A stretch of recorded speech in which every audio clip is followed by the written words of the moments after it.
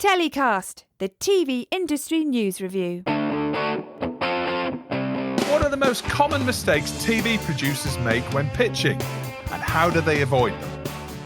How is India's content industry coping with the current devastating explosion of COVID?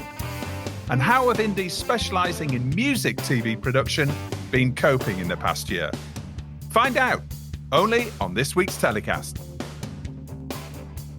This week, we reveal the top 5 tips for getting back to face-to-face pitching meetings with industry expert Paul Borross, aka the Pitch Doctor.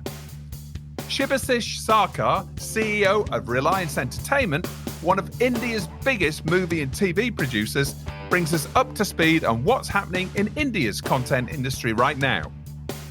And Jason Hocking, CEO of UK-based CC Labs, one of the leading indies specialising in music TV production, discusses the past, present and future for music on TV.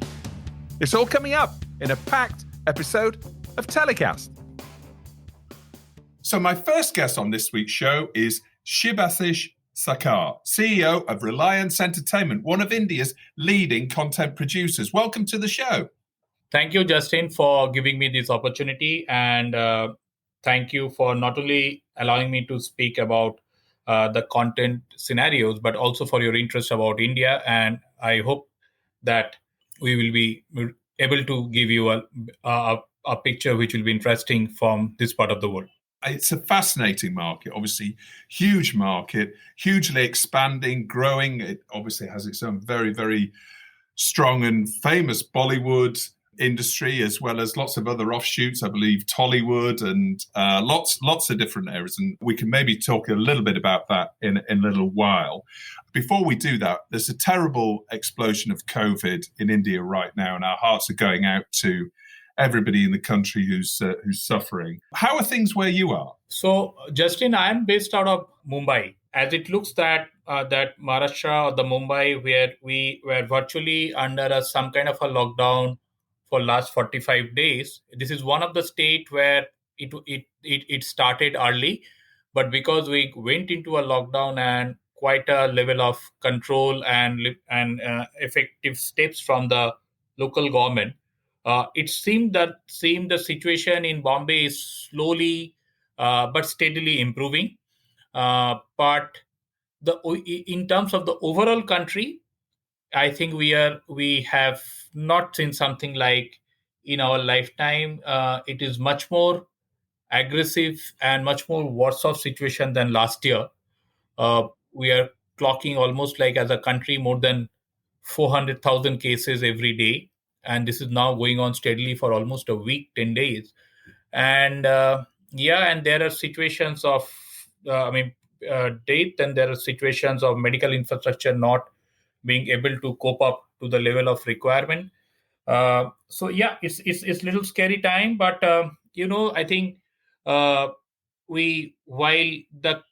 the leadership has been caught a little off guard in terms of this second wave and at the ferocity which happened, but probably in last 15-20 days time, both in terms of medical infrastructure, in terms of preparedness, everyone is trying. So we are just hoping that and definitely there are a lot of support which is also coming in from other parts of the world, and we are hoping that maybe in another 30 to 45 days time we should be able to have a control on the second wave. Yeah, well, I hope so, and I think it's something that, speaking from the UK, we've seen in the EU has been a bit slower in terms of being able to roll out its vaccination program. And we've seen, terrible situation in India right now and in obviously South America. But it really underlines the fact that this is a global problem, and actually, it's very much our problem. Yep. It's not yours. We're not looking over at other countries and saying, "Oh, that's your problem." It's everybody's problem. Until we get this under control everywhere, then it's everybody's problem. So hopefully that the right sort of support can get over to India and save as many lives as possible. But obviously, we realise it's a pretty dire situation right now. Yeah.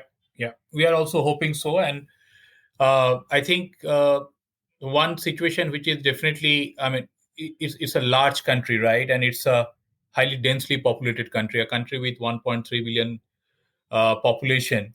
So yeah, the challenges are more, but I think from that point of view, the normal people would have expected a little more preparedness from the political leadership.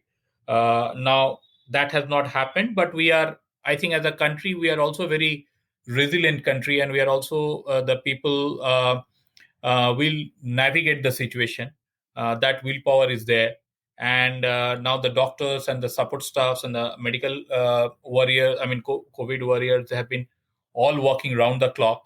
Uh, and as you correctly said, I think the key is that how to get the vaccination done, which we are seeing that there is a huge gap in terms of demand and supply.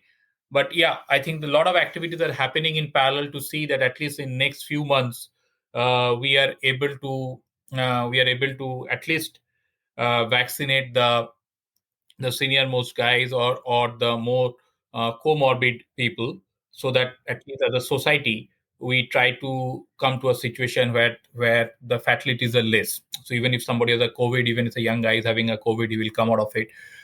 So those are the efforts which governments are taking, and at the same point of time trying to ramp up the production, as well as increase the supply from importing from other countries. So let's see. Yeah. That's where we are. Yeah. We send our very best wishes to you. So talking about TV and film production, now, obviously there's been different waves in India, and I think India seems to me to have experienced these in a slightly different way to many other countries. And I know that TV and film production has sort of started and then stopped and then started again. I mean, it must have been a roller coaster ride for you as one of India's biggest content producers to keep the train on the tracks, if you like, and keep production moving. How have you found it as a business?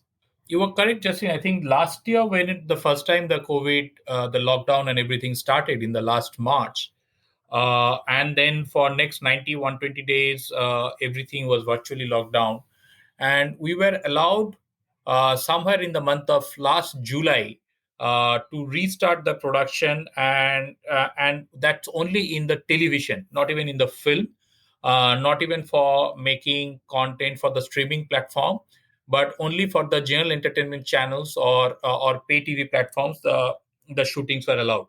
Uh, as usual, like many other producers, we started production in last July, August. We did shows, even subsequently we did some contents for even for streaming platform for Z and etc. Which it was quite scary, but teams lived up to those requirements. There were a lot of restrictions and limitations which were put onto the flow, in terms of safe distancing, in terms of pre-planning, how you reduce your crew size, how you can do the mapping beforehand so that you get the best scene out without multiple retakes, uh, and in terms of providing the health facility, doctors, ambulances at the shooting areas, and in terms of also testing people, that at least I mean, you need to test people at least twice a week. So lot of protocols came, but production houses across the country, including us, uh, we didn't we didn't wait for the base situation to come. We started production as soon as the production was allowed, with all those limitations. That was sometime last July, August. uh, Sometime in October, November, the film started shooting across the country. Also, Justin, it's an interesting. I mean, as you mentioned earlier, it's an interesting country, somewhere like almost like a mini Europe, because we make films in close to 25 odd languages, right? So film started production also in different pockets in different point of time. If some states shooting is allowed, maybe the regional film of that market started shooting first, and then probably the national languages, Hindi, if they can find a location, if the storytelling can happen in that area, they started going to different other states and started shooting. So we thought, as a industry, we thought that okay, now the better days are there, and shooting in all formats were happening all the way great till Jan or even Feb. Uh, Even the exhibition sectors, the cinemas were allowed to open with initially lower restrictions of 50% capacity and etc. But even the film started releasing, and we were all happy, assuming that the situation is back in control. Uh, and now, in the month of March of this year, 2021, again everything went for a lockdown and everything went for a shutdown. And Maharashtra, which is, or Mumbai, as you people says, Bollywood, which is the hub of the film and entertainment industry for the Hindi films in the country, we came to like a crashing halt. Everything was stopped on one fine afternoon. That okay, from tomorrow onwards, it was a lockdown, and everything came to a stop. Uh, so impacts are many. Impacts are financial, impacts are cost of money, impacts of your money already stuck in working capital, you don't know what to do, including the risk and of the people, health, everything, livelihood, everything got stuck. uh, that's where we are now. What did happen, of course, which I should admit, is that not all the states went for a lockdown in the same time. So especially television industry, means the shows which are made for general entertainment channels, pay TV, they started shifting production immediately within 1 week from Bombay city to other states. Like a lot of production shifted to Goa, a lot of production shifted to Hyderabad, a lot of production shifted to Gujarat, Daman, and Diu, where still the lockdowns were not there during that point of time, or maybe a fortnight back. But as I see now, virtually the entire country is in different modes of lockdown. Uh, Majority of the shoots have come to a stoppage. Entire film industry has come to a stoppage. Entire content for streaming platform OTT is also completely halted.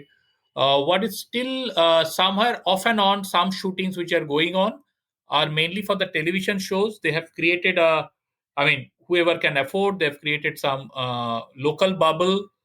They change the storyline depending upon which actor and actresses are willing to travel, and they're still trying to manage the show. I mean, that's where we are. It's extremely trying time, but yeah, we have been all trying to see that how we can run the situation. Wow. Wow. Well, it sounds like, a more extreme version of what many of the other countries who've been through this. Is there any sort of government insurance scheme in place for productions? You're talking about productions that are, 30, $40 million being shut down the next day. Yeah. Is there any sort of insurance schemes in place at all, or is there any sort of government support? So frankly, government support is for the industry, unfortunately, is none till now. Initial last year there were some kind of I mean, they gave a little kind of extension of timeline in terms of paying taxes and duties and etc. This year, but barring that, there was no direct or any indirect government support, including the people who are associated. But in terms of insurance, see, insurance is there for the normal production insurance and etc. COVID situations, of course, after last year experiences, the production insurances start covering stoppages for the COVID scenarios and etc.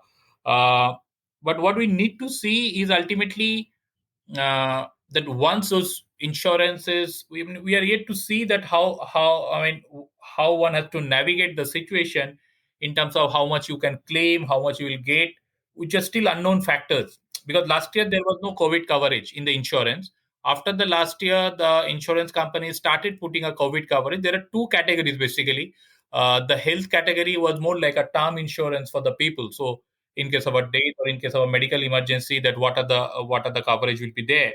But for the loss of shoot, or the for the stoppage of shoot, uh, I mean, we are not very hopeful. There are certain coverages are there, but we have to see that how does it pan out. Because you will understand, Justin, the basic concept of any insurance, that if there is an existing issue, insurance company cannot cover that. Like, so COVID is an existing issue. Insurance company can only cover if there is a situation which is not an existing, which is not thought of, which is an accidental issue, right? uh, COVID by concept is an existing issue worldwide. So for any insurance company to cover for COVID in terms of loss of profit or loss of cost of capital and etc., I don't think that will be possible. But definitely, what it is covering are the medical exigencies. Those parts are covered. Right. Okay. And how will this affect you from a Reliance Entertainment point of view? I mean, you must have had a whole number of different movies and TV shows in production. How many of your shows and films have been affected? So I will give you a situation of the film and then the shows later, and both basically. So last year, similar point of time, we have been sitting with close to 7 odd films which were ready but not released. We have managed to release 4 of them as straight to digital in the last few months, which has gone to Netflix. Actually, incidentally, all of them have gone to Netflix and Star as a platform. Subsequently, what happened is that from last October, November, we started almost like more than 10, 12 odd films in different stages. Not that everything one gone on the shoot, but when we stopped last month, everything came to just a halt. There are 5 or 6 film and shows were on the floor. So currently, there is only one film which is still shooting now, which is not in India. It was a film which is currently shooting in Istanbul, in Turkey, because that's a foreign shooting and the entire shooting is still going on. But in India, we stopped the shooting there was a large film of Rohit Shetty called Circus. We managed to virtually complete it except the last few songs, so we have to stop that. There was a film which Imtiaz Ali was producing in shooting in Madhya Pradesh, in one of the state, that we have to stop. There's a film which Vikas Behel was shooting with Mr. Amitabh Bachchan as the main lead, called Goodbye. That came to a stop. That was shooting in Bombay. There was a show which Vikram Motwani, the guy who did Secret Game, his show with Amazon. It's a big budget show called Stardust. That came to a stop. And then Imtiaz's show with Sony Live. So yeah, we are in the midst of situation where 7, 8 shows and films all came to a stop. Uh, but honestly, Justin, my first, and this is not even going to the TV, and this I'm talking of the content for streaming platform and content for film. But the first priority in the television, so let me complete the TV also. In the television also, there were 3 or 4 dailies which were running. Barring one, all of them have stopped. One is still managing to shoot and they're still shooting in Punjab. But barring that one, all of them have stopped. But frankly, Justin, in our thought process and in our even internal management thought process, the first priority is life. Yes, it is a huge business loss and challenge, and probably we could have maneuvered, or we could have started doing something by taking the show to somewhere else. It's not that we will not be looking at, but probably at least for next 1 month, 45 days, we just want to see that things come back to a little level of normalcy. It is too scary to take some 200, 400 people on a floor. And as much precautions as you can take this time, the variant is extremely fast and aggressive. So it's not worth taking a chance. There are cases where even in our in the company, or even with our producers or line producers, people have already lost life. So as a CEO of the company, I don't think I want to take a chance right now to see that whether shooting can be started or not. We just have to wait for a couple of months to see where does the normalcy boils down to, and see whether this scare comes down to. So yes, there are substantial financial losses and hits, but we have to live with it. We don't have a choice. Yeah, no, absolutely. And cash flow is obviously something that must be massively affected. And a lot of your content goes to exhibition, and obviously the movie, a lot of movie theatres are closed now as well. How do you see this affecting the movies and the shows that when you start production again, when it's safe to do so, will it change the distribution method of those projects when you finish them? I mean, could it be a case where you actually decide to place a project with Netflix, for example, or one of the many other streaming services in India, as opposed to going to exhibition? Or is it something that you're committed to it going to a movie cinema screen? No, so you are absolutely correct, Justin. So what is happening, and that has started even from last year. As I was mentioning, that 4 of my film have already gone into release, into digital and satellite. All those films were all slated for an exhibition release or all for a cinema release. Uh, but see, you have to also make your plan, because if you have a portfolio of a film, you have to take some calls. Some films you have to probably allow to release on a platform where you are, as a producer or as a maker, you are happy that, okay, even if it comes in the platform, it's a more a high content film than a spectacle. So probably people will enjoy it equally on a smaller platform, even if it comes. And maybe some of the film which are like a tentpole film or a high budget or spectacle film, which you'll still like. I mean, that's what is happening for us. I'm holding almost 2 of my biggest blockbusters, which is in terms of like which was supposed to be biggest blockbusters, and not that they have released, but 2 big budget films I'm holding from last year. One is Suryavanshi and one is 83. And I think in some manner the whole country's exhibition sector is equally hoping along with us that let a normal situation happens and let this film come to the exhibition, because these are the kind of film which will get the audiences back in the theater. So just to give a comparison, each of those film, each of Suryavanshi and 83. So Suryavanshi is basically the cop franchise of Rohit Shetty. This is the 4th film in that franchise. So definitely there is a lot of expectations, and 3 leading star of the country, which is Akshay Kumar, Ajay Devgan, and Ranveer Singh. They are playing together in this particular film, which has probably after 90s, we have not seen the 3 leading star coming into one particular film and playing a role. So definitely there is a huge expectation from the fans for this particular film, and it's tough time. I'm almost holding it for now last 14 months. It was supposed to be released last March 24, 2020, and now it is already, we are in May. And I don't see a visibility anytime before August that at least the market will come back to some normalcy. Uh, Similar situation is for 83, which is again a 35 million dollar film, and That's the Kapil Dev story, isn't it? that's a Kapil Dev story. That's the story of the India's win of 83 World Cup, entirely shot in UK, and it's a lovely film. It's such a heartwarming film. It's an underdog story. It's an inspiration story. The year when 83, when nobody counted India could have gone and even win any match, probably even in the league. India, how the team have gone and went on to win the World Cup. So that film also we have made in 3D. So it is quite a situation that we are holding it till now. Again, same situation, supposed to be released last April, so almost now 15-16 months. uh, so to come back to your original question, it puts a lot of stress in terms of cash flow, managing cash flow, because entire thing, your capital is completely blocked. uh, but these are the films probably even audience will aspire to see in large screen. So the director, we are the producer, the actor, we are all making every effort to see that if there is a normalcy to bring the films back into the theater. That's what is the aspiration.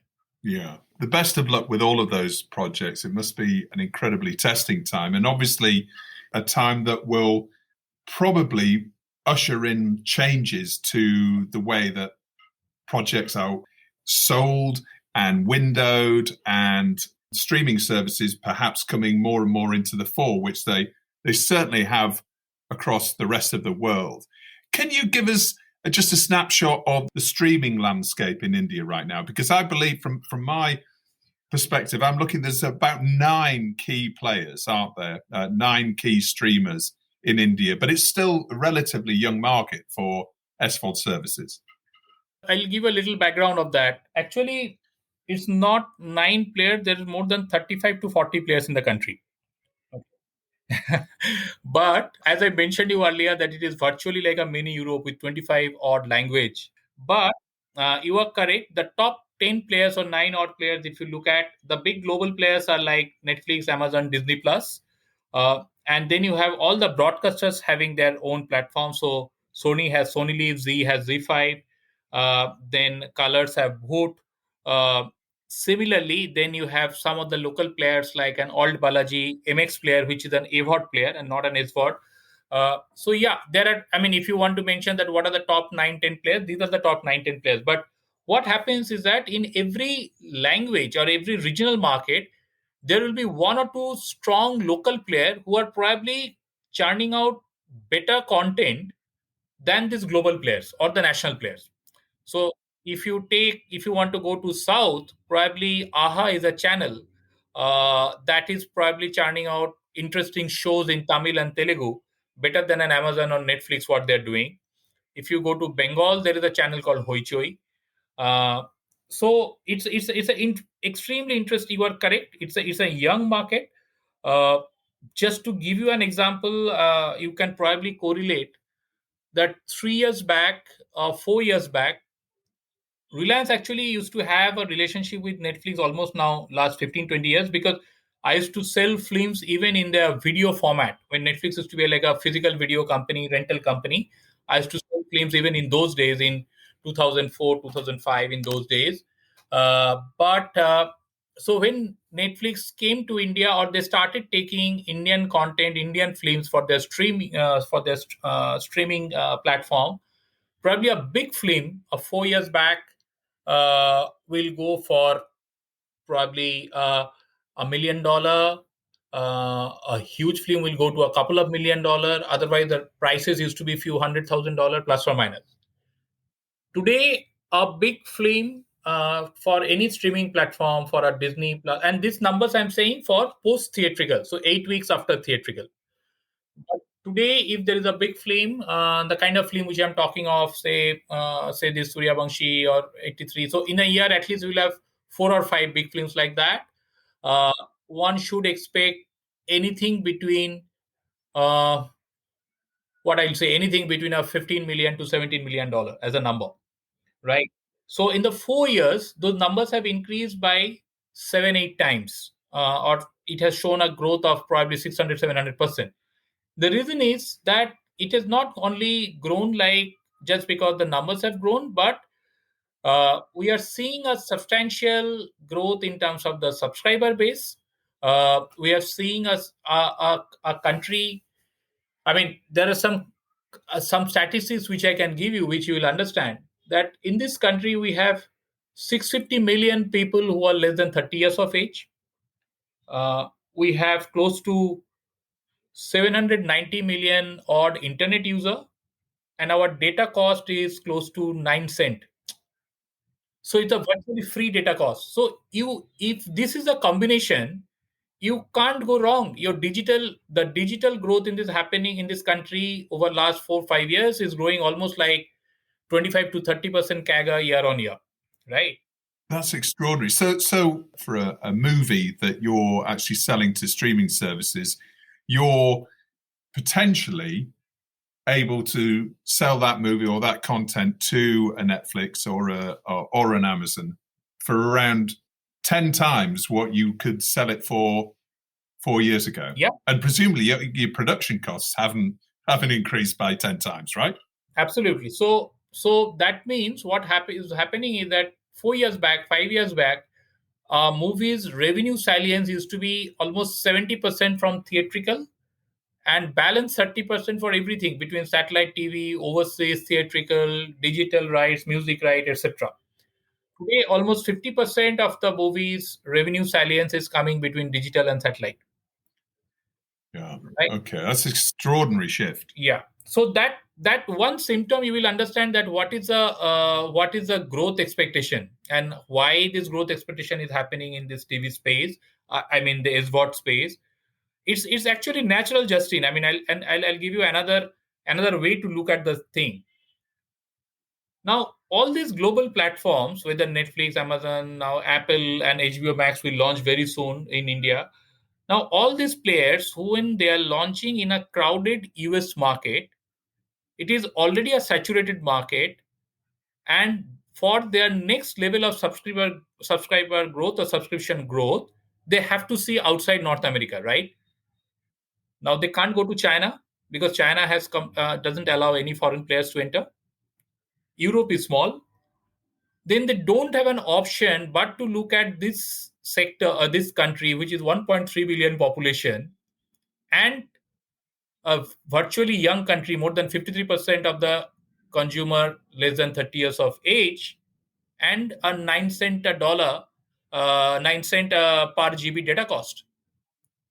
So it is no surprise that why today Reed Hastings or basically every platform, whether from a Netflix, Amazon, Disney, why their growth objective is in India. Because you get the customers here.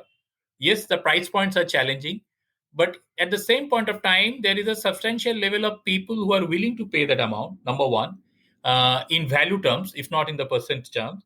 And at the same time, you are also getting a very exciting level of storyteller whose stories are now going globally. Like Sacred Games, our first Indian show, or Netflix's first Indian show in India, which was our show, we get the analysis from Netflix that more than two-third, more than, I mean, I think close to 70% of the viewers are outside India for that show. Right. Okay. And this is not just Indian diaspora. This is a real crossover piece of content. Yeah, so that's the beauty. So there is no surprise at why this particular sector, which is digital and OTT growth in the television space, is just growing. Like it's like you are showing 30%, 35% CAGR year after year. Yeah, well, I can understand now where you can sit on quite a few movies and a pause in production, really, because the explosion in the industry the last few years sounds incredible. Now, you also recently announced plans for a special purpose acquisition company called International Media Acquisition Corporation. Can you tell us a bit about that? Yeah, so IMAC or that International Media Acquisition Corp, that was more that journey is more my individual journey. So after spending almost 28 years in the industry, I thought that it is probably an opportunity, or it's probably a time for me to take an entrepreneurial role, and myself, along with some of my media fraternity people, we all came together, and we are planning to raise close to $200 million through a SPAC IPO in US. As we speak now, our S1, or our prospectus is already have got a SEC clearance. It's already live, and if everything goes well, probably in next 4 weeks time, I should be in the market to do the road shows. Finger crossed. But the objective of this pack is also very clear. We are very focused in our objective that we want to look at India market, and we want to look at media entertainment opportunities. So once the capital is raised, the objective will be to look at interesting assets or interesting organizations in the space of media and entertainment sector, and try to see how that can be acquired for ultimately developing or creating the biggest media entertainment conglomerate out of India. Now, that's aspiration. You know that every stage there is a journey, and every stage there will be hiccups. Every stage there will be challenges. We got a very exciting board. I have people like David Tagioff, the senior partner of CA. I have people like David. Actually, he's now the CEO of his company, Library Pictures, which has been funded by Legendary. Then I have Greg Silverman, who was the last Warner Brother president, and during his time, he has launched all the Batman series and the Hangover series. He is again his own company, Stampede Venture, is a very exciting company. So Greg is one of the director. David is one of the director. Paul Pelosi Jr., a businessman, comes from the private equity finance background. He has spent time in Bank of America, spent time in his early days in different other financial institutions. He's also a lawyer. Incidentally, he's also Nancy Pelosi's son. He's a board member. So Deepak Nair, who made the Bend It Like Beckham and associated with Slumdog Millionaire, a lot of films. He has done more than 70, 80 films in the Hollywood, and some of my other colleagues from India. So yeah, it's an interesting mix of board. We are hoping that maybe in a month's time we should be in a position to see where does it go.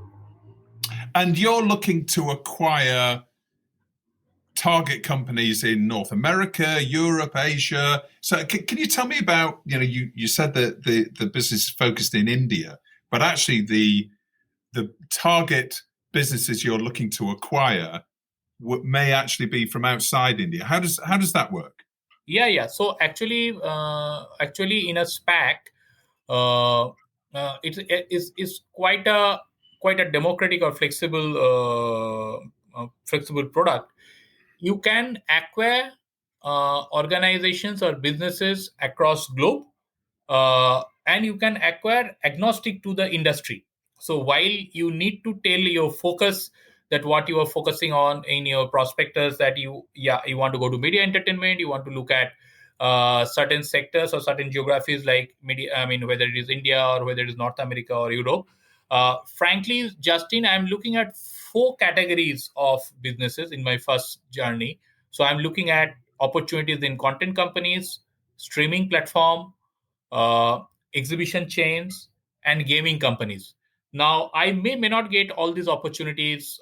Most likely, I will not get all these opportunities in one geography, especially like gaming. There will be opportunities. I mean, opportunities are probably more in North America and Europe or any other sector, right?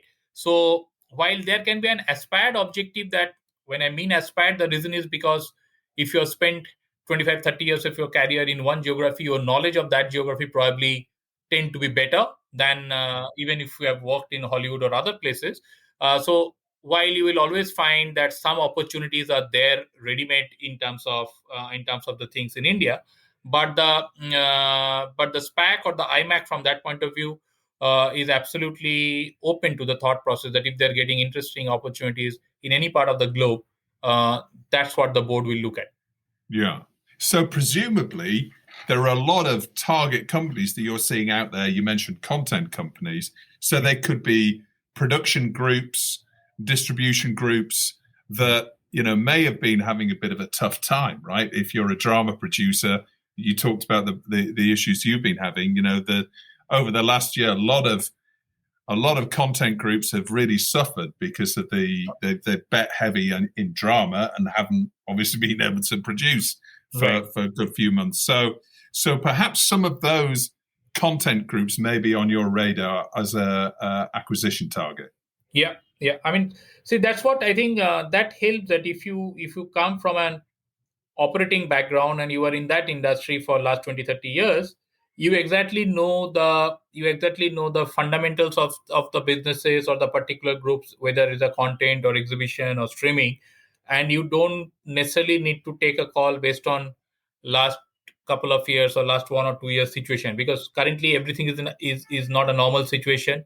You need to take your call based on the long-term fundamentals and based on the brand and the management team which comes along with it. So that's what are the thought process. Okay, well, we'll be watching that with interest to see how things develop, and best of luck with all your plans in that area.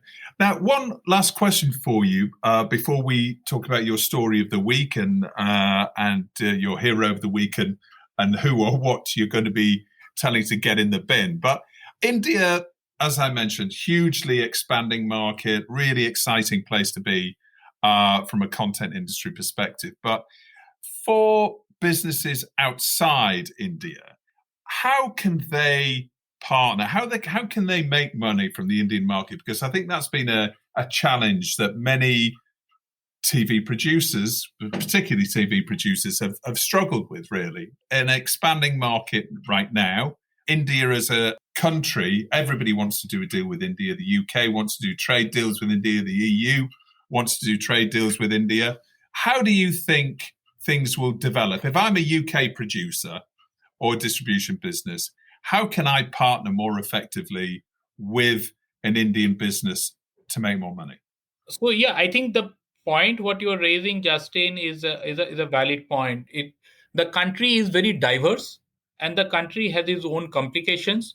Uh, unlike a developed or a Western economy, it's the regulations are still there are still, it is not everything uh, like a black and white. There are issues when you look at how does a foreign company come and earn money and can prosper. Now, 15 years back, 20 years back, when I shifted from my FMCG background to media. I used to see those challenges a lot. It's especially even if I look at the media and entertainment sector. But if you from that point to now, there has been substantial move has happened from a positive point of view. If you look at if you look at the television platforms, or if you look at the general entertainment channels, all the global players are here. So you have, I mean, like Fox, which has been acquired by Disney. You have Viacom. You have Sony. You have Warner Brothers, Universal. They're doing distribution, but they can start production. Nothing stops them. You have Lionsgate, who have launched. And if I look at the recently the SVOD guys, all the big guys have launched their platform.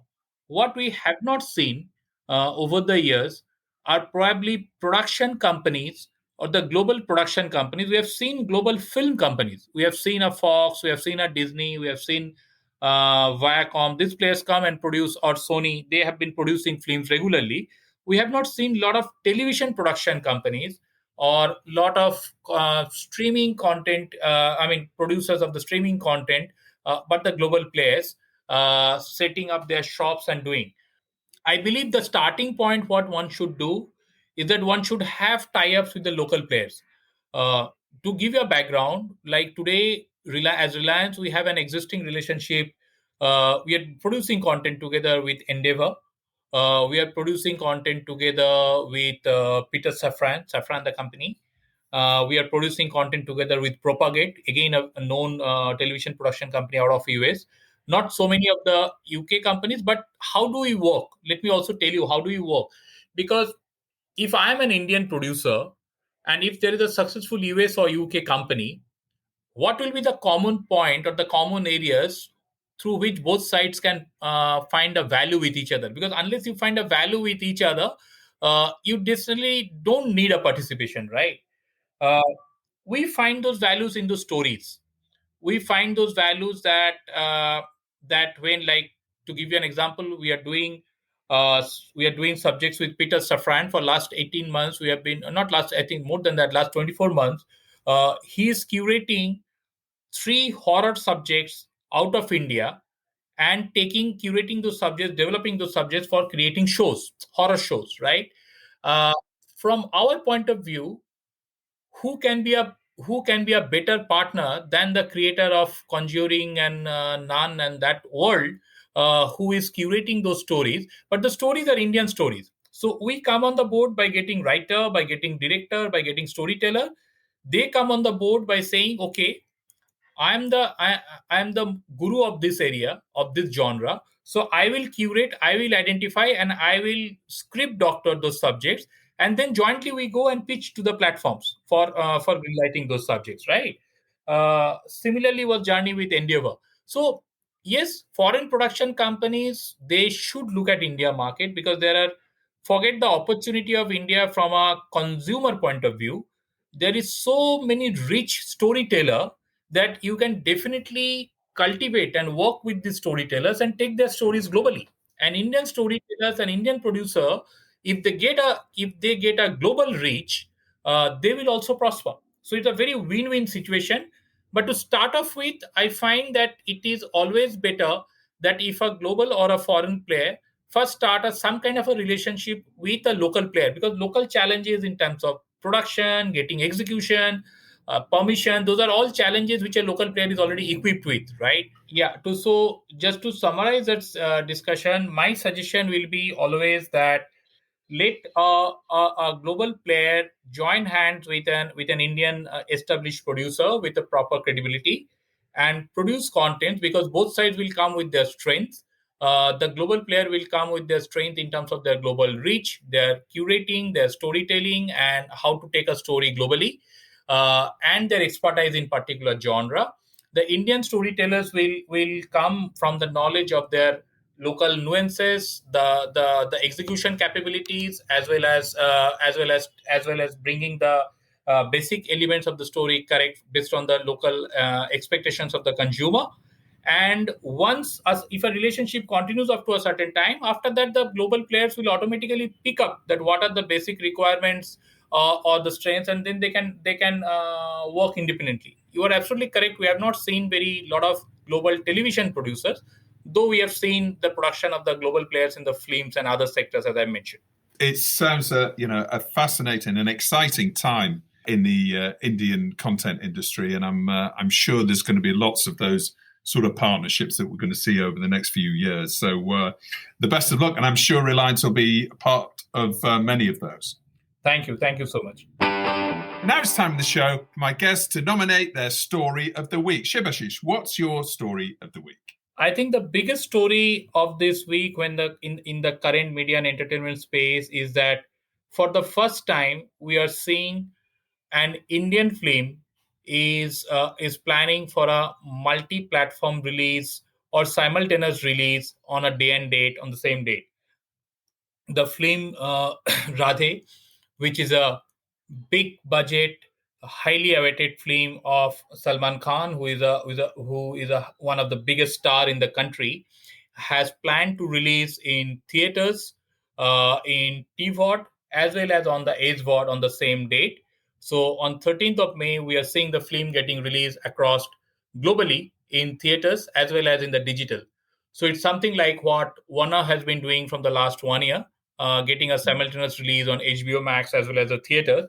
For the first time in last 100 years of history of Indian films, we are probably seeing a large film coming out of that journey that kind of aspiration, and we are all waiting to see how does it pan out. Another 3 days to go. Yeah, that's fascinating, and presumably, like we've seen with Warner's, the genie's not going back in the bottle after this, is it? Yeah, I mean, you never know. I mean, we have to see that. You are correct. Probably we will see that even when the exhibition sector opens up, we have to see those windowing definitely are going for a change. But are they going to be there at all or not there at all? Is the period is going to be reduced, not reduced? That will all evolve. But definitely that earlier windowings of 8 weeks, 12 weeks, I mean, those are not going to be there. And now it's time in the show for my guests to nominate their hero of the week and who or what they're telling to get in the bin. Shibasish, who's your hero of the week? So honestly, Justin, the way what we are going through in the country, I have not one hero, but heroes of the week are basically all the doctors, medical fraternities, and the people from our industry or outside our industry who are trying and doing every bit to save human lives. So whether there are doctors, whether people from even from our industry, lot of actors, lot of talents have contributed, opening up their working either physically as well as contributing financially. But all their efforts are going towards saving human life in this pandemic. So there are no bigger heroes than these real life heroes as on date. Yeah, absolutely. Puts things into context, doesn't it? And who or what are you telling to get in the bin? Tough call to say. Again, not necessarily naming one particular individual, but fact is that there is a huge amount of angst in the country against largely the political leadership, largely some institutions like election commissions who have done last 2 months. They have been conducting elections when the whole country was going through this pandemic, and some of the administrators who probably the people would have expected are better prepared. So I will like to put them into the bin, and we'll hope that a better day will come soon.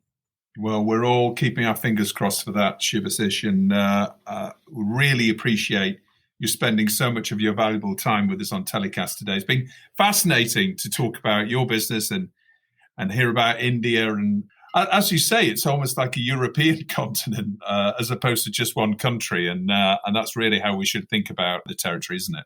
Thank you. Thank you so much, Justin, for giving me that opportunity. And thank you for hearing me for so long. Thank you. Not at all. And take care for you, your family, and everybody in your business through this pandemic. Thank you. Same to you, Justin. Thanks. COVID levels are starting to die down in many parts of the world, not all, of course, but many. And we're starting to see some TV industry events proudly declaring that they're going to be in-person events, or at least hybrid events, as opposed to being yet another Zoom fest. So to help us prepare for those all-important in-person meetings, I'm delighted to welcome Paul Borross, also known as the Pitch Doctor, to the show. How are you doing, Paul? Oh, fantastic. Thanks, Justin. Thanks so much for having me on the show. Not at all. Delighted to have you on. I've been really looking forward to having a chat with you about pitching, which we all do in the TV industry. We all pitch to each other. Now, just a little bit about your background. You specialize in the art and science of corporate communication, and your career has involved primetime TV, music, stand-up comedy, and production development, consultancy, and motivational psychology. And you work with the BBC, Google, and MTV, training their execs in communication, presentation, and pitching. So the ideal person to help us get match fit and prepare for those coming together again in person and pitching to each other, which is going to be fantastic. How have you felt the last year has gone from a pitching perspective? Because obviously we've all been doing it on Zoom. I mean, what's been your experience of in the TV industry or execs in any industry pitching to each other? Well, I think people have found it incredibly frustrating. I think there was a level of excitement at the start and going, oh, look, we can not have to travel to meetings. And then it very quickly tailed off as people realized that you don't really connect. I mean, it's not like going into the office or going to Soho House and having lunch or drinks and looking in somebody's eye. By the way, it's better than nothing. But still, it's about connection. We're in a connection business. People like to sort of get a sense of you and feel who you are. And Zoom can only take you so far. I think it's better than nothing for sure. But I think all of us are desperate to get back in front of real people and actually get a sense of who they are. And it's easier to laugh with somebody and connect with somebody in person. And it's trust, isn't it? I mean, I think, boiling it down to the reason for having those face-to-face meetings, in-person meetings, is that you're often in TV, you're often talking about a lot of money, exchanging hands, whether it's a commission or a sale, but also it's trust that transaction is going to actually happen. Whereas if we're just doing it, remotely, those bonds of trust aren't formed as well, are they? No, I completely agree. And it's one of the things that I think is hard to do over something like Zoom is to get that feeling of trust. You have to understand that everything in the world is built on trust. You trust that somebody will deliver the program they've said they're going to deliver or whatever they're going to deliver. You trust that they are a good person. You trust that they are decent. And some of that will happen on an unconscious level. As a psychologist, I can tell you that actually what we're doing is we're sensing what people are like. And we're also, if we're in a room with somebody, we can see how other people react to that person, and we'll get a sense of them. Whereas over Zoom or the telephone, it's much harder to get a sense of, do we trust that person? Yeah. Do we feel that it's right? Because so much, as you so clearly put it, so much of what any business, but especially the television business, is about that level of trust with somebody. And it's so much easier to get it when you've actually met a person in person. If only for that half an hour pitch meeting, but it's the handshake, it's the eye connection, isn't it? It's the eye contact. It's, I trust this person to hand over the money when the invoice goes over and the transaction's going through. In terms of the pros and cons, then, I mean, we're talking about the cons there a little bit. I mean, some of the feedback we've been getting is that a lot of more senior executives have been more present or more easily accessible during the lockdown through Zoom. Mm-hmm. Many of the execs that we're talking about used to travel all over the globe, so getting hold of them was always a bit of a nightmare. So that's obviously been a benefit. What about the other pros and cons of presenting via video calls that you've seen? The pros are, I think, as you said, that you can get to people easier at the moment because everybody is on the same level, because everybody has one camera and one microphone and is, in one Zoom window. So you can get to them. I mean, cons-wise, it's, are you really making a proper connection with these people? Are you really, do they really feel that you have worked with them?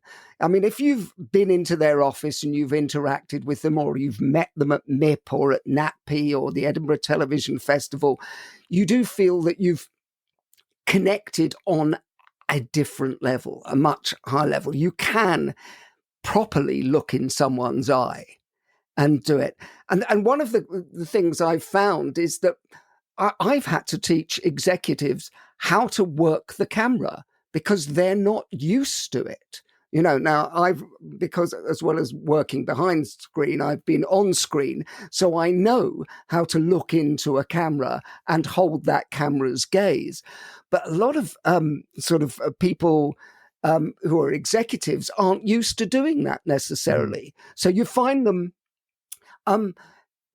sometimes the interactions go a little bit wrong because people aren't properly looking at the camera, or they're constantly staring off into the distance, and the other person leaves with the impression of, are they really listening to what I'm saying? Yes. Yeah. And you can see sometimes the eyes of the other person on the call leading towards probably their email inbox, checking their emails while you're in the meeting with them, or maybe looking at God knows what else when they're looking on the call, when they're actually, as you say, meant to be looking into the camera. But what are some quick tips for those of us who are still using Zoom on a daily basis, or Teams, or whatever it might be? It is, the first thing, like I just mentioned, is that actually make eye contact with the camera. Look straight as if you're looking through to the back of the lens, and you will seem more trustworthy. Also, silly things like sort out your background. If you have, an untidy background, which I have seen plenty of times, the attention is drawn to that. You really do need to think about those kind of things. And also how you are framed. What always amazes me is some TV people don't actually know how to frame themselves in the picture. So suddenly there's a huge gap between the top of their head and the top of the screen, or they're stuck in the bottom right-hand corner. And of course that diminishes the way they connect to the people that they're looking at. I mean, I think we've all had it in the last year when you think somebody's slouching and all I can see them is in the corner of the screen. Can you imagine if Hugh Edwards went on the news and you just saw his little head in one corner of your screen? I mean, how seriously would you take that newscast? Not very seriously at all, I wouldn't think. So it is about, actually, especially if you're in television, really, wear a shirt, look, sort out your background, and get yourself in the center of frame in the right way. Yeah, and when it comes to the little box where you can see yourself, right? I mean, that's something that can be really off-putting, can't it? When you're actually looking at your own monitor and you're looking at yourself, actually, when you should be looking at the other person. It's very easy to do, isn't it? And it's off-putting. And actually, if you're doing hours and hours of Zoom calls when you're looking at yourself, it can be pretty exhausting. So presumably, a good tip would also be to not look at yourself, or at least sort of minimize that window, right? Well, yeah. I mean, I frequently either turn it off, depending on what system I'm on, either turn it off, or you can just use a piece of paper to cover up so you don't actually, once you know that where your parameters are and you're on screen, just cover it up. Because actually that's one of the things that leads to Zoom fatigue, as it's now called in psychology, is that you're watching yourself so avidly and you're thinking, my hair shouldn't look like that. Oh gosh, have I got crow's feet now? All those kind of things. And what that does psychologically is it takes you away from the moment. Really, when we are in a real life meeting, when we are doing well in that meeting and we're connecting with somebody, we are completely connected with that person. We're not thinking about, does my bum look big in this? We're not thinking about, have I got, a hair out of place or something. We are just connected to the person in front of us. And really, that's when we're at our best, is when we're purely thinking about the other person and listening to the other person on that level. And that's really, we want to avoid all the distractions that something like Zoom can do. So either turn the picture off or cover it up, and then just get on with it and treat the camera as if you are in front of another person and just connect with that person, even though it's an inanimate object. Think of all the best TV presenters you know. What are they doing? They know that they're working to a camera, but on some level, they're imagining that it's somebody they like to speak to. That's somebody so that's where the psychology comes in, is attitude, really. The attitude of like, I'm looking at the camera and I'm looking at it in the sense of, I like you. I want to connect with you, because that will come across to somebody. And I know it sounds a little bit hippy-dippy and, everything, but as human beings, we are reading faces constantly. And remember on Zoom how big that person's face is. So you have to know that people are actually reading you at all times. And let's be honest, we never sit this close to a person in the real world, do we? To be able to see every line on their face, and when they frown, does that mean they don't like my pitch? Does that mean they don't like my...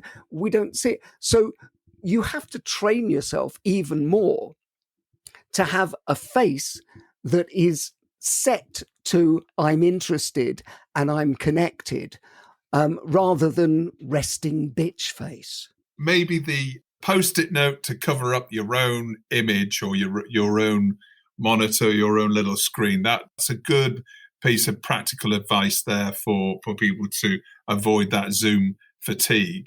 coming back to what you were saying, you're absolutely right. When you're pitching to somebody in real life, when you can see your pitch is starting to land, you see the other person's eyes and you can start the connection, you can see that starting to build.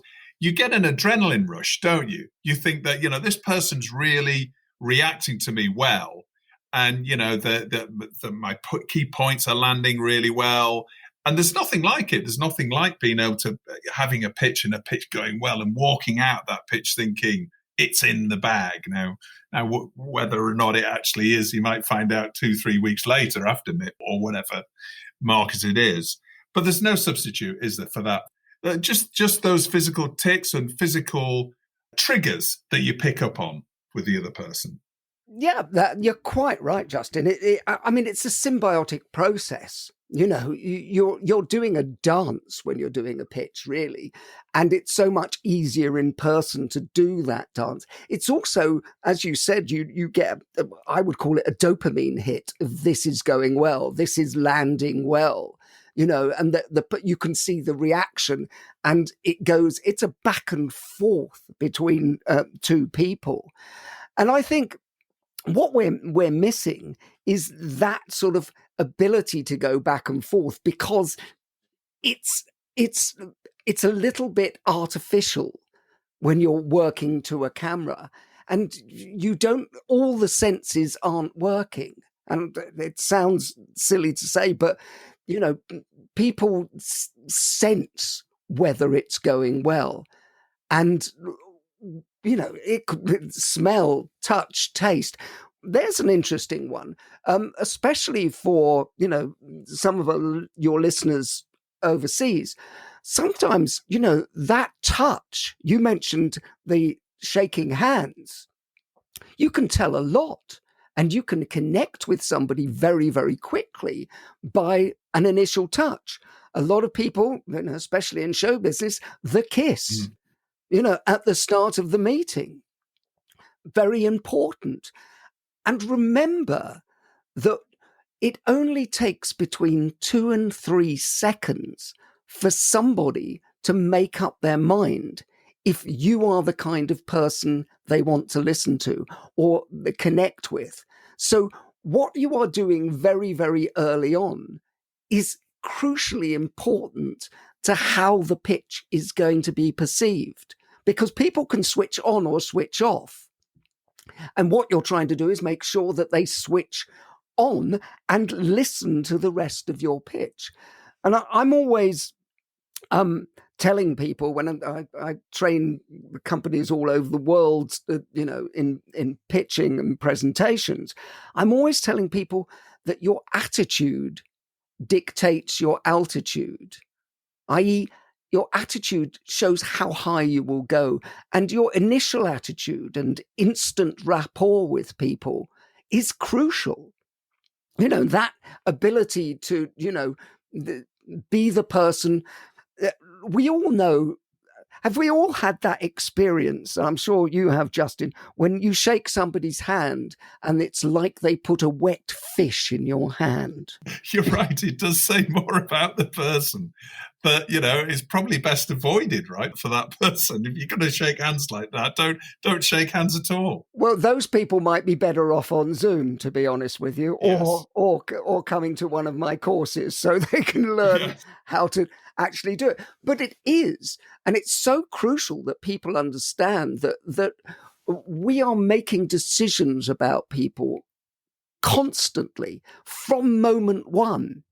And that could just be the handshake. Get the handshake wrong and people will recoil and go, oh, that's not my kind of person, whether consciously or unconsciously. So you have to understand. I think one of the things I think people need to understand is that how quickly people will say yes or no unconsciously in their minds. So I'm constantly on about making sure you get everything right at the start to at least leave the door open for people to go, well, they seem like a decent kind of person. I'll listen a bit more, rather than, do you know what? After that clammy handshake, Yeah. I don't think I could do business with this person. Well, at least the clammy handshake brigade might be spared that in the first few markets, because I guess it's going to be elbow bumping, isn't it? And in the first instance, and maybe even mask wearing as well. But that's another thing. What are the most common mistakes that people make when pitching? I mean, you've talked about the handshake. What about other aspects of the pitch that can really set things off on the wrong foot? Well, I mean, having been at sort of 30 MIPs and MIPComs over the years, I think I've seen every mistake there is close up. But one of the things is that the people don't do their homework. I have seen people walk into meetings, in the bunker at MIP or at NAPI or Edinburgh, and go, as their opening gambit, could you tell me a little bit about you and your company? And you can see the person just go, you haven't even bothered to look up what I do, what the company does, and so that's awful for me. I think one of the other things that I always is going with the right belief system, with the right attitude. I always say that I walk into every room, whether that's, a room with 10,000 people or one person in it, with the attitude of everybody I'm going to meet is lovely. Because the alternative to that is to go, I bet they're going to be difficult. And as soon as you register that in your mind, what happens is that they can start to read that you think they're going to be difficult. And then it becomes that sort of symbiotic process where they start to not like you. And it is, I literally do walk into every room going, everybody is lovely. And I was doing a television conference in Germany once. And I said this on stage and I went, so my attitude is that everybody's lovely. And a German man put up his hand and he went, this is not true. And I went, well, hold on, what do you mean it's not true? I said, it's an attitude, it's a state of mind. He goes, but not everybody is lovely. He goes, about 90% of people are lovely, 10% of people horrible. And I kept on going, sir, this is an attitude. It's, it's inside your own head. And so we had a discussion from the stage and he went backwards and forwards. And finally, I convinced him, or I thought I'd convinced him, and he went, okay, I will go with you most of the way. And I said, what do you mean most of the way? He said, from now on, I will go into every room and presume that 99% of people are lovely. And I put my head in my hands and I said, that means that if you walk into a room filled with 100 people. Are you the 1%, you're going to be thinking, right? A part of your brain is going to be going, where's the bastard? Yes, exactly. Yeah, that's fascinating. So it's about state of mind. It's about confidence, isn't it, as well? And it's about looking for the positives when you're meeting somebody. Yeah, and what do people buy, actually? People buy people. They buy confidence. You just used the word confidence, Justin. They are buying confidence. We all want to do it. The best salespeople in the world, as far as I'm concerned, are the best relationship experts. So if you've got the confidence to build the relationship rather than just sell your product, that's where success lies. Success lies is in, understanding that, and I don't mean like necessarily a relationship over, 10 years.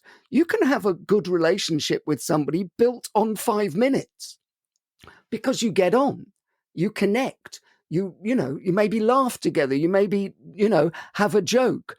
Already those things lead you to having a good relationship, and then those things can be, and one of the things I teach and in my books is all about making sure that you have a great relationship with everyone you meet. It was a real surprise to me. A number of commissioners that we've spoken to on the show over the last few weeks, they've all said the same thing about doing your homework. the number of pitches that they say that they get by producers who don't really know their channel at all and don't know what sort of shows that they're broadcasting, which is extraordinary when you think about it. I mean, you've got to know your audience, right? You've got to know who you're selling to. And okay, we know that, in many MIPs or many other events, you're probably going to meet 40, 50, maybe even more people in these half-hour meetings. There's no excuse for not doing your homework, really, is there? No. I mean, it really is. Well, it's actually, if you think about it, it's even worse than that because it's rude. It shows you don't really care about somebody else. I can't be bothered to do anything. And it also shows that you have no ability to read the room because. I mean, I see people go in and do this and have no sense of, the fact that the person starts to frown and go, well, okay, I'll tell you about myself. But you can hear in their voice and you can see in their face that they're thinking, well, this is just fundamentally rude. And you are going to I'm now going to waste 5 minutes of our time telling you what you should have known. And that's the thing. And also, on many other levels as well, it's important because it's a sign of respect. I know you do great shows about this. I wondered if you would be interested in this, which is in that realm. Now, what have you done in that statement? You've told them that they do something well. You've found a way to actually say, I imagine going in and not knowing anything about the company you're pitching to. That's just, to me, that's amateur hour. Yeah. Well, that's obviously one thing that's easily rectified. Just spend a few hours before you go. Even if you get the half-hour meeting, spend a few hours looking at their website or at least looking at their schedule if you can, and just getting an idea. And it's really about demonstrating the fact that you've done your research, even if it's not fully comprehensive. The fact that you actually know what sort of shows that they transmit or play out on their VOD service. And also find out a little bit, sorry to interrupt, but find out a little bit about them as well. Because, as I said earlier, people buy people. So if you have found out something about the person you're meeting and they happen to like, I don't know, skateboarding, I don't know what they'll like, but you know a little bit about that. It's when you and I started talking earlier on, and when we met at MIP before, we both like football. Guess what? That means that, even though you're a Leeds fan, Justin, we can still have a conversation. It's saying something when you're a Man United fan, Paul, but yeah. Exactly. I was joking about the Leeds fan. As you know, I'm a huge Bielsa fan. How about some top tips, for those TV industry execs chomping at the bit to get back to those valuable in-person meetings? Give us 5 top tips.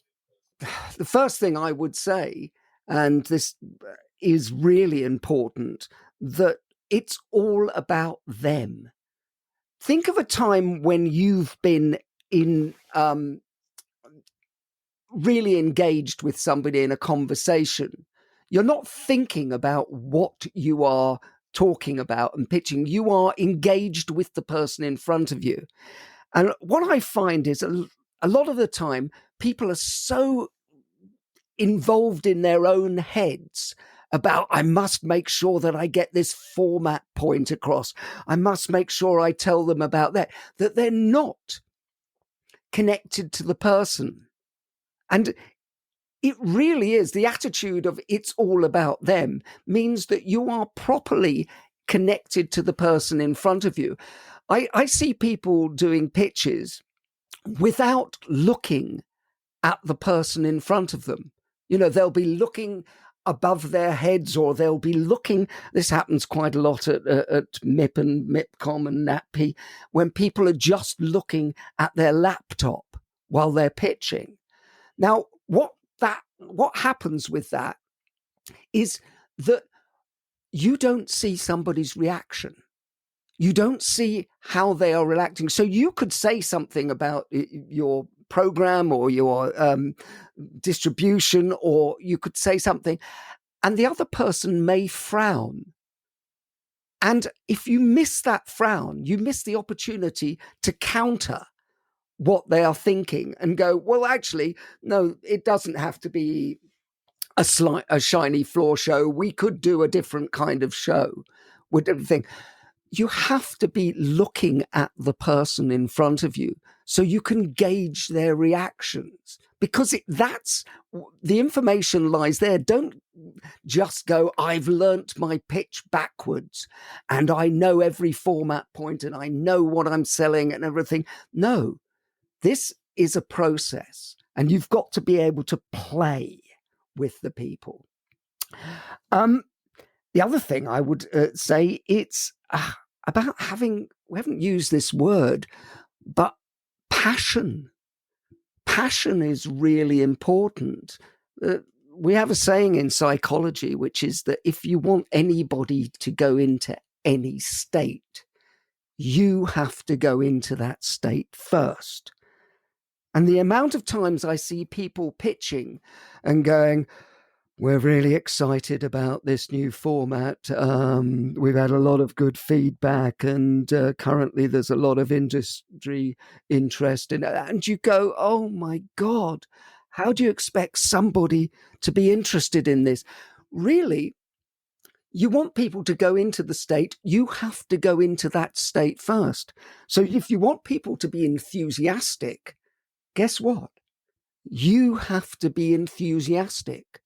And then that will lead people to go along with this. And so, unfortunately, it's something that even with top executives, I sometimes go, you know what? You have to, walk the walk and take people on that journey with you. It's acting, isn't it? A lot of the time, actually, you have to you actually have to put on a persona, that even if that's not your normal state, you have to assume a persona of, obviously, you don't be hyper enthusiastic to the point of being annoying, but you actually do have to build a persona and really get people to buy into it. Well, yeah, and a question I get quite a lot on sort of seminars and trainings I do for TV people, and this comes up again and again and goes, but what if I don't like the program I'm pitching? And say you don't like it personally, and by the way, I get it that you can't like everything you're doing, but you can find something about it that you like, or you can find an idea. Say, I was pitching Antiques Roadshow and it wasn't my kind of show.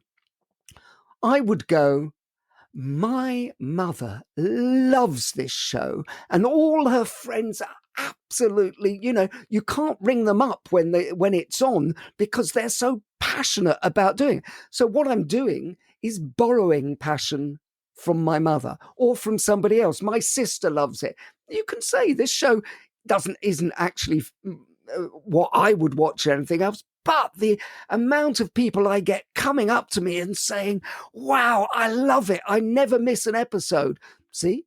So I'm now being passionate, but it's borrowed passion, if that makes sense. Yeah, absolutely. It's building proof points, isn't it? Great point, Justin. Building proof points. Yeah. Clarity is another thing that I would say that people need to do. Sometimes people get to a pitch. Funnily enough, I've just been sort of hosting a pitch competition and doing pitch training for the West Indies online. And one of the things I have to always say to people is clarity. The amount of times that pitches just go on and you see whoever's the recipient of the pitch thinking, what's it about? Where's it aimed at? What's the audience? What kind of time slot are they thinking about? And so I always say that one of the best ways to do it is think of it like a newspaper article. Have a headline. What's it about? Where do you see it going? What's the audience? All those things. So people go, yeah, I've got it. Some people just ramble on and go, yeah, it's a show which is a bit about this and a bit about that. No, what they need and what drives people crazy is when they don't have clarity on it. And so think about the other person. Put yourself in the person you're pitching to's shoes. What do they need to know? And then put that up the agenda. It's this, it's this, it's this. And now let me broaden out and tell you more. In the same way that, it's a headline in a paper and then it's a first paragraph that grabs you. Then you can explain more. The fourth thing is listening.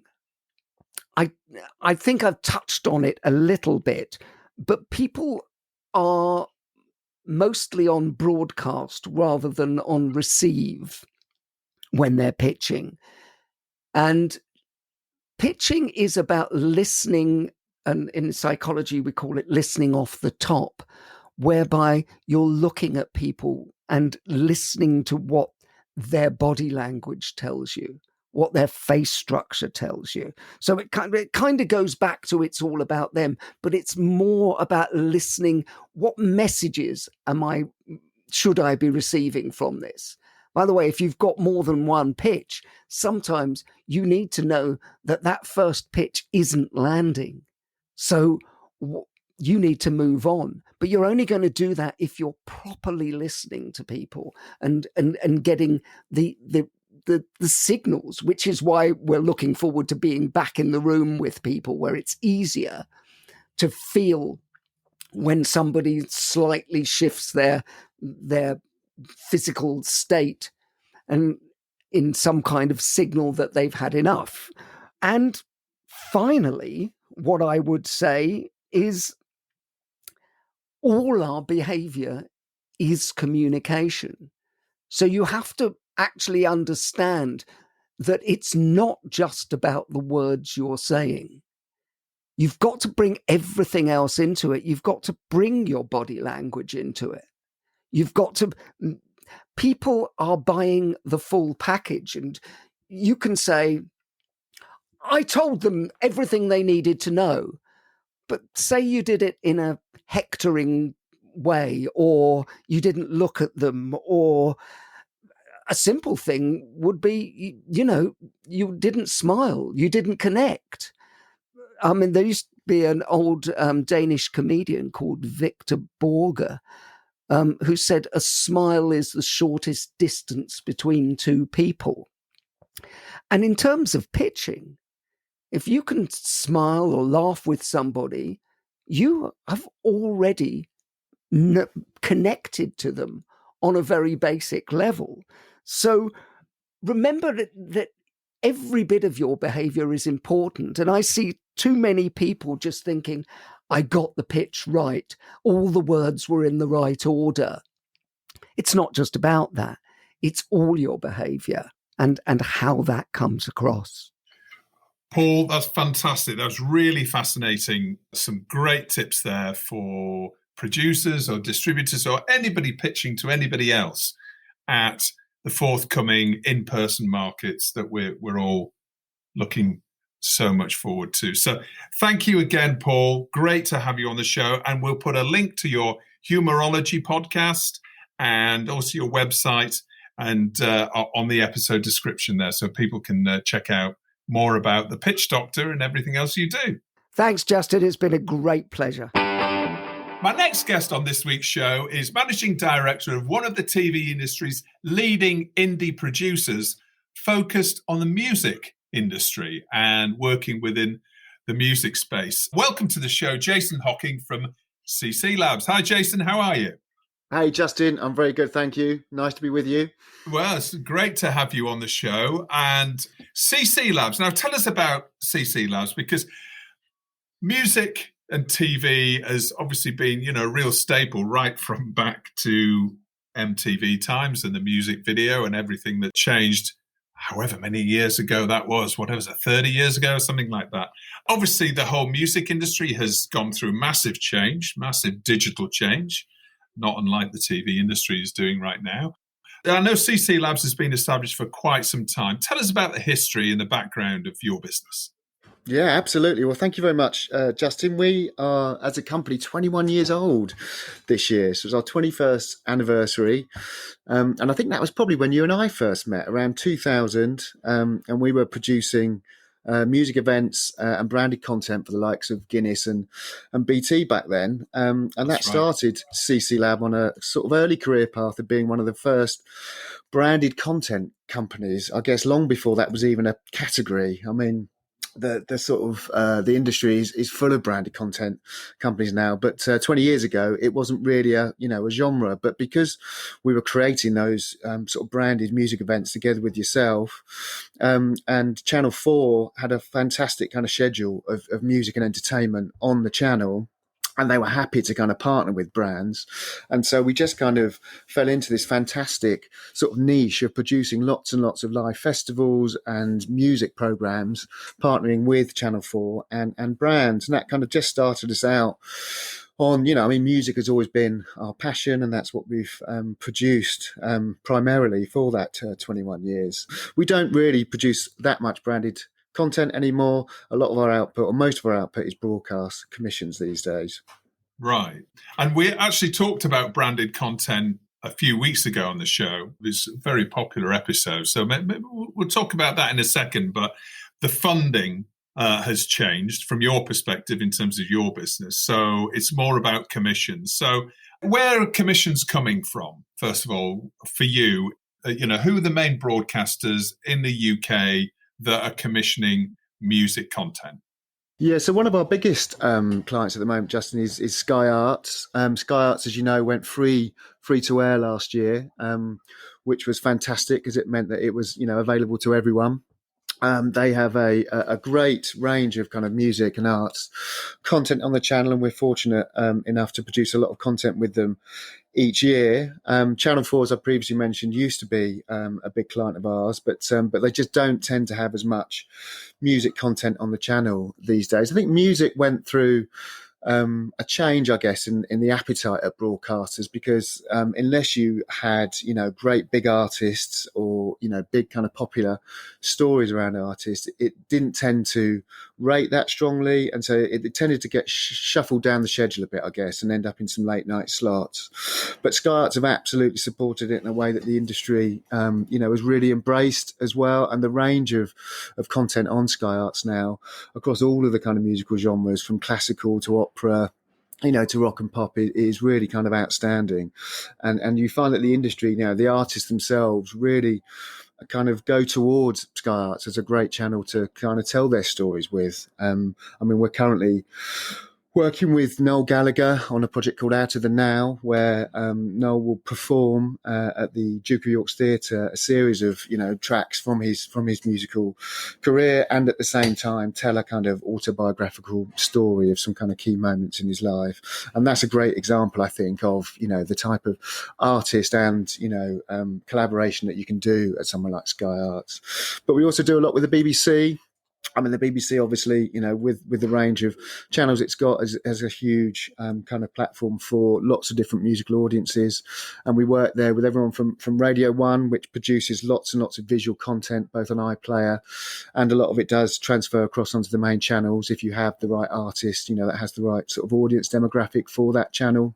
And then last year we were fortunate enough to work with the Mobo Awards after they'd been off air, I guess, for a few years, but to come back in 2020 when it was such a important year to kind of celebrate Black culture, and again, interestingly with that, it was broadcast both on BBC One and also on YouTube on the same day. It premiered on YouTube, interestingly, and then was on BBC One later that night. But fantastic for the audience because, you know, a lot of that Mobo's audience for the type of music and culture that Mobo celebrates lives in that kind of digital YouTube space. And so, but the combined effect of the BBC One audience and the YouTube audience meant that as a program, it had one of the biggest audiences it had ever reached. So yeah, really interesting. And yeah, I think it's a really fascinating and interesting time for music commissioning and music programs at the moment. It feels much more kind of fertile. There's a lot more kind of innovative program making going on. I think that's, like I say, because Sky Arts and the BBC do have a huge range of slots available for the type of programs we make. But also I think the streamers, you know, Netflix and Amazon Prime are obviously starting to do a lot more in that space as well. And so, yeah, it's just pushed the industry along to find the right stories and to find the right performances and to put them out there to a big audience. And you mentioned YouTube, and obviously there are other social media platforms that are appealing to youth markets. So music is very key to them. So you've got Snapchat, you've got, to a certain extent, Facebook as well. I mean, have they entered the space in terms of commissioning original musical content? Yeah, I mean, YouTube certainly is obviously, you know, a huge player in that space now. And YouTube Originals are producing a lot of very big kind of high profile music content. They're very, I guess, specific about the type of programs that they, you know, that they want to have or they want to produce. I mean, Mobo's was a great fit for them. I think really just, you know, because of everything that Mobo's stands for, and you can obviously broaden, you know, Mobo awards out into lots of other different genres of sort of fashion, music and culture that they can program events and produce content around, as well as the kind of more traditional awards ceremony. So we've obviously seen lots of changes in the music industry in terms of artists and where they're earning their money from. And it's become, I think, much less focused on recorded music sales and much more focused on live performance. Presumably that's really spurred on and created a bit of a boom when it comes to recording live performance for TV.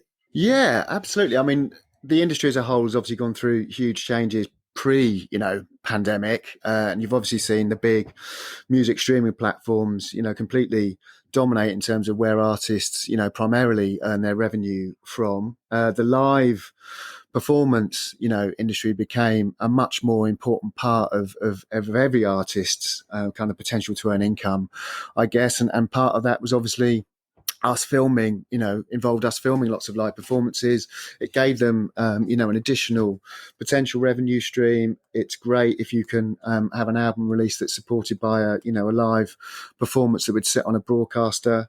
I guess it's just the more those type of elements that can go around an album campaign launch, you know, the bigger awareness and the bigger impact it can have. And then obviously, with COVID-19 having such a dramatic, you know, impact on shutting down, you know, live venues across the world, all of a sudden live streaming became a really important way for artists to, you know, reach out and to continue to both, you know, talk to their audiences, but also potentially, you know, you saw a lot more ticketed live streams. So it meant that they could also start to earn an income from those streams as well when live performance, you know, wasn't an option for them. And now that's obviously something you're going to see continuing as the live industry starts to, you know, come back again, and live performances, as they will from the 21st of June, will start to, you know, take place. But I think the live streaming industry is still, you know, here to stay. It provides, you know, an interesting way, I guess, for artists to reach out to geographically dispersed audiences from one, you know, performance space. And that is always going to be an interesting proposition for them.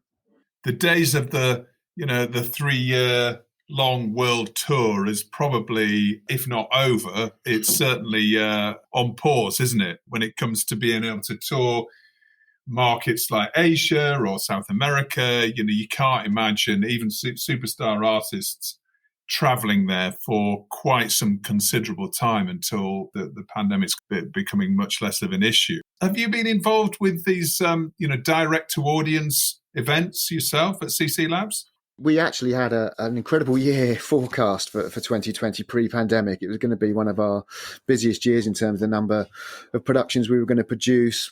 We previously, in 2019, produced the first ever live outdoor music event in Saudi Arabia, and there was scheduled to be another series of those happening in 2020. So obviously, as soon as lockdown 1 happened, literally every single live event, was cancelled almost overnight. After we, all kind of dusted ourselves down and recovered from that shock, we kind of just really got busy trying to work out how we could, produce content and events, in our space still. We were fortunate enough to produce the first virtual festival of the year. That was with the Isle of Wight Festival. So there was still obviously ways that you could engage, an audience, and that was actually for Sky Art. So that was still for a broadcast partner, but we also produced quite a few live streams that were, I guess, direct to fan.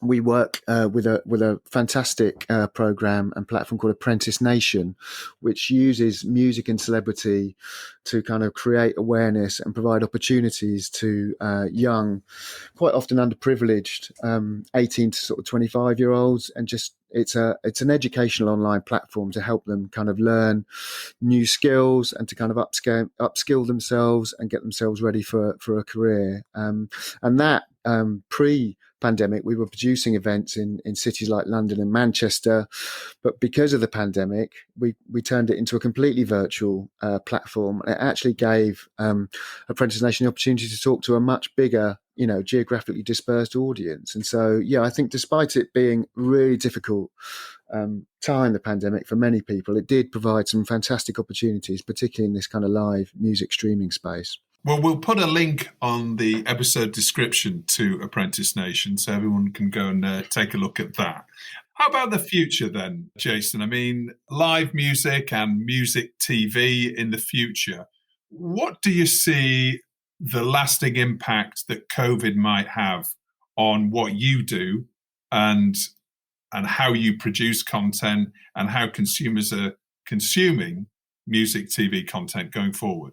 Well, I mean, everyone's very excited, I think, to be on the verge of live events and live music starting to happen again. And I think we're still, unsure about how it's going to play out once all the restrictions are lifted. I know that the music artists themselves are absolutely desperate to kind of get back on the stages and to perform again. It's something that they are absolutely passionate about, obviously, and it's kind of it's such an important part of what they do in addition to just the recorded music that they produce. And so it is a really exciting time. I think that we are about to kind of open everything up again. We're actually just producing a series of programs around grassroots music venues that have been really adversely affected, obviously, by everything that's happened, and many of them are on the verge of closure. And so we've been working together with the Music Venue Trust and lots of the kind of recorded music industry to kind of put big artists in these small venues and try and shine a light on them, because they are such an important part of the culture of this country, and some of the sort of statistics around it are quite worrying. Grassroots music venues only receive 1% of the total funding available for music in the UK pre-pandemic, whereas opera and classical music received something like 86%. 35% of grassroots music venues closed in the last decade, and over 550 of them remain under immediate threat of closure still now. So, considering the UK music industry contributes billions to the UK economy, we really do need to protect and save our grassroots music venues. And this is a series we feel really privileged to be able to produce that really does shine a light on that and brings big musicians like Paul Weller and David Gray and Frank Turner into these smaller venues that were such an important part of their sort of early career and remain an important part of just kind of community and culture across the UK. I think it is a really, really pivotal time for the live music industry. It will, of course, recover. I think it will take some time, but filming, live music performances will be a very important part of that, as well as just audiences getting back into these venues and standing shoulder to shoulder and listening to and experiencing the music they love. I, for one, can't wait for that. That production you're working on, when can we expect to see that on screens? The first one goes out on Sky Arts on the 20th of May. The second episode's on the 27th of May, and the final one's on the 3rd of June. 9 p.m. I think all the episodes go out. So, yeah, check it out. All right, I will. And again, we'll put a link in the episode description to find a way to watching those shows. Sounds like a brilliant project to be involved in. Yes, we've loved making it. Now it's time for Story of the Week, where Jason highlights the key TV industry story that's caught his eye in the past 7 days. Jason, what's your Story of the Week? Thanks, Justin. Well, I think for my Story of the Week, something I found particularly inspiring was Global Citizens Vax Live, the concert to reunite the world. It aired globally on Saturday night on major broadcasters around the globe and also on YouTube. We were discussing earlier a little bit about how YouTube Originals is in the kind of live music space now, and this is a great example of it. Partnering together with Global Citizen and Live Nation, they produced the first real stadium show of the post-quarantine era, hosted by Selena Gomez and including performances from the likes of Jennifer Lopez, Eddie Vedder and the Foo Fighters, appearances from Ben Affleck, David Letterman, and a host of sort of world leaders and other figureheads. I think it's just a great example of a project that, in the same vein as Live Aid and other similar events since, is using the power of music and celebrity to create, real authentic change in the world for important, moments in history. And this is obviously one of those moments. I think I read that it's raised $302 million in donations so far, and it's mobilised more than 26 million COVID-19 vaccine doses for the world's most vulnerable. So yeah, I think it's an incredibly impressive feat, and yeah, like I say, hopefully it can create real change and have impact. Yeah, absolutely. And that was Harry as well. Prince Harry, yes, was on screen there. It's the first time we've seen him for a while. He got a pretty good reception, didn't he? He did indeed. Yeah, no, I mean, the people that put those events together, it's an incredibly, impressive feat to gather that kind of range of both celebrities, of musical talent, of political figures. And you do find that you can create that kind of momentum and you can have that real impact that only those people, when they gather together, can create. And so, yes, I think it's definitely my story of the week for that reason. All right. Well, again, we'll put a link up, and I've got to put a link up to Brian Johnson singing with Foo Fighters, doing Back in Black, which, I saw clips of that. That was just astonishing. How about your hero of the week, Jason? Who's your hero of the week? Well, I think following on from what I was saying about the Music Venue Trust and the grassroots music venues that have been under threat, my hero of the week is Mark David, who is the founding person of the Music Venue Trust, and I'd like to join together with people like Steve Lamack in calling for Mark to be honoured for his work in helping save independent grassroots music venues across the UK from closure during the pandemic. Mark's behind the successful Save Our Venues campaign, which so far has raised over 1.2 million for the 556 venues that were at risk of closure. So yeah, Mark David is my hero of the week. All right. And I think what we should do is encourage people to actually go out as soon as they feel safe, obviously. 21st of June, yes, all the venues, subject to being made safe, are available to open and have live music events again. Let's all get down the front and enjoy ourselves and support these music venues, which, as you say, are so key to the creative fabric of the UK. Absolutely, Justin. Thank you, Jason. Who or what are you telling to get in the bin this week? Well, get in the bin is Education Secretary Gavin Williamson, I'm afraid.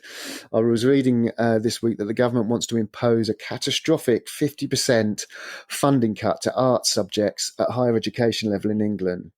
which is just an absolute crime, really. It's an attack on the future of arts in the UK and the creative potential of the next generation. You know, the creative industry is such an important part of the UK economy, and moves like this are just undermining that. So, yes, I'm afraid this week, Gavin Williamson is in the bin. He's in the bin, yeah. Very short-sighted by the sound of it.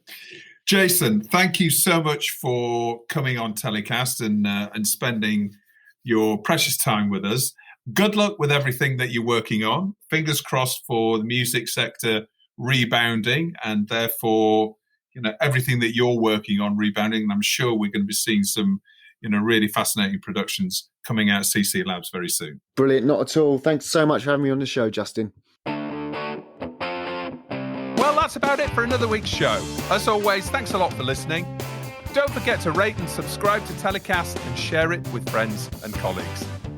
And a quick reminder to sign up for our free newsletter called TellyCast Plus. It's packed with interesting TV industry stories of the week you might have missed, exclusive insight and opinion, including the secret producer, our intrepid, anonymous exec, reporting from the front line of TV production. It's all completely free. Just visit our website to sign up at telecast-podcast.com. And you can also follow us on Instagram, LinkedIn, and Twitter. TellyCast was edited by Ian Chambers and recorded in London. So, until next Thursday, as always, stay safe.